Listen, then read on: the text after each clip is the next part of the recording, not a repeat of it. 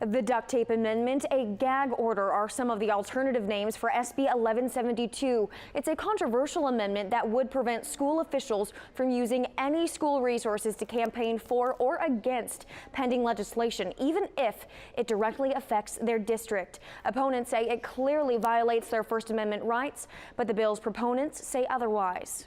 First Amendment rights are still alive in this bill. Nobody doing more than 5 minutes of legal research could possibly think that this bill is constitutional. Legislation like this is an embarrassment to our state. Senate Bill 1172 has an amendment that has educators talking, for now. If it has to do with proposed legislation, the impact of proposed legislation, school officials could not communicate about it, nor could they answer questions about it, either electronically or in person. School districts, if they would like to present override information to their voters and to parents, they absolutely may do that. It's true the power remains in school officials' hands to present information. This past couple months, we saw a lot of protests with the budget education-wise, and there were letters, phone calls, emails sent out, so that would no longer be allowed. Absolutely, no, that would be allowed. But what they can legally say becomes limited. What you cannot do is use a school computer to advocate for or against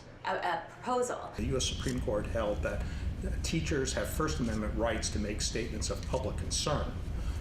And that's exactly what this statute seeks to prohibit. If a school district wanted to take a stance for or against a certain issue, it would have to be on their own time and be paid for using their own money. Our current law already prohibits political activity with the use of these taxpayer-funded resources. It's just hard to imagine that public policymakers would want to limit information going to voters.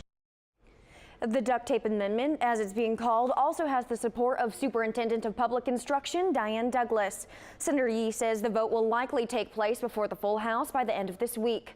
Brittany Bade, Cronkite News.